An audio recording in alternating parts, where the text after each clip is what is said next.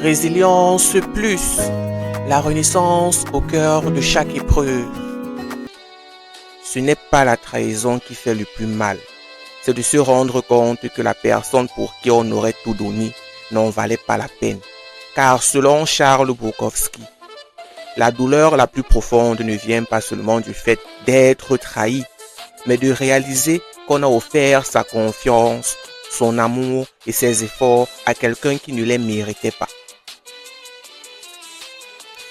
Et d'après vous, qu'est-ce qui fait le plus mal dans la trahison? Résilience plus, la renaissance au cœur de chaque épreuve. Yvan, infidélité cachée, comment j'ai survécu à la trahison de ma fiancée. Il y avait non pas si longtemps un jeune homme appelé Yvan, dont le cœur débordait d'amour sincère. Depuis bientôt 1 an, il partageait sa vie avec sa femme qu'il chérissait profondément. Une relation tissée de gestes tendres, de sourires partagés et d'instants d'authenticité. Yvan était de ceux qui, même blessés par la vie, croient encore au pouvoir d'un amour loyal. Mais comme dans toutes les histoires humaines, l'ombre n'est jamais loin de la lumière. Un soir, dans un restaurant bercé par le tintement discret des couverts et la chaleur feutrée des lieux, un détail étrange troubla l'atmosphère. Le téléphone de sa bien-aimée vibra. Elle jeta un coup d'œil rapide, puis le couvrit maladroitement. Lorsqu'Yvan demanda, sans colère, qui l'appelait, elle répondit honnêtement, c'était son ex. Il ne s'en offusqua pas sur le coup. Après tout, les blessures d'hier s'estompent lentement. Mais quand la même scène se répéta 1, 2, puis 3 autres fois, une inquiétude nouvelle germa en lui. Ce n'était plus une coïncidence, c'était une fissure.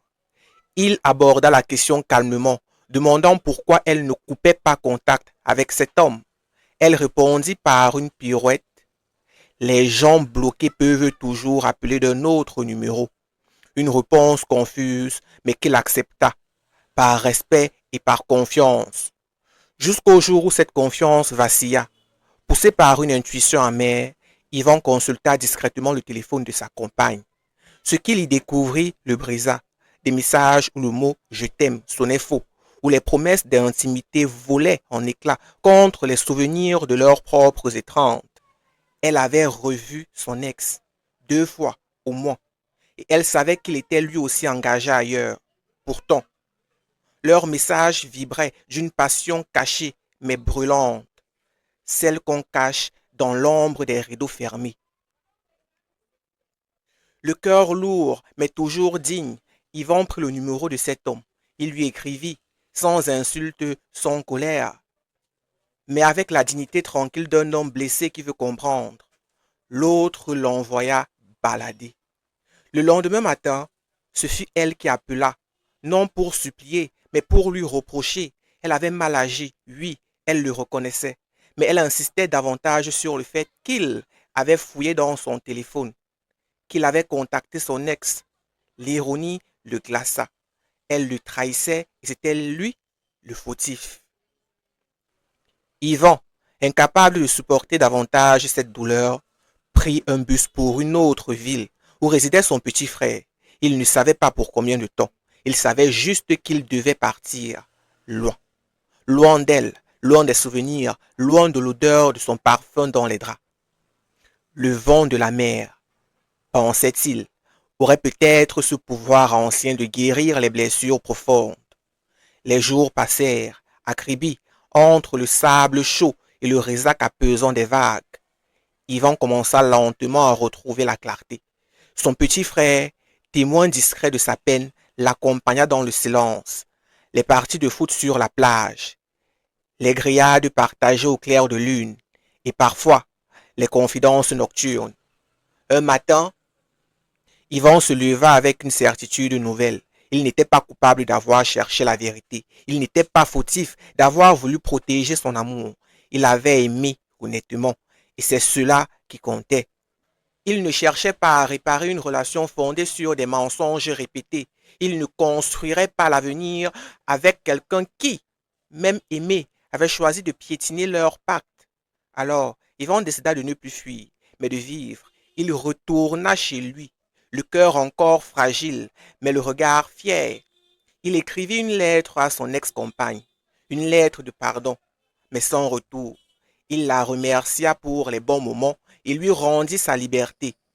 Quelques mois plus tard, lors d'un atelier de photographie auquel il s'était inscrit pour sortir de sa zone de peine, Yvan rencontra une autre âme, douce et forte à la fois, qui n'avait ni secret ni fantôme, mais un regard sincère. Cette fois, la confiance grandit lentement, mais solidement. Résilience plus, la renaissance au cœur de chaque épreuve. Et toi, qu'aurais-tu fait à la place de l'un de ces personnages? N'hésite pas à nous le dire en commentaire pour partager avec nous ton ressenti par rapport à cette histoire. Résilience plus, la renaissance au cœur de chaque épreuve. La morale de l'histoire est que parfois, aimer signifie poser des limites claires, même si cela fait mal, vu que le respect véritable ne se trahit pas au nom du désir ou du passé. Il se vit dans la cohérence entre les gestes et les mots. Et surtout, l'amour de soi est le fondement de toute relation saine. On ne peut pas bâtir l'amour sur une trahison qu'on tolère par peur de perdre. Yvan a compris que son cœur mérite une paix durable et non un compromis instable. Dans chaque blessure se cache une leçon et dans chaque adieu sincère, une renaissance possible.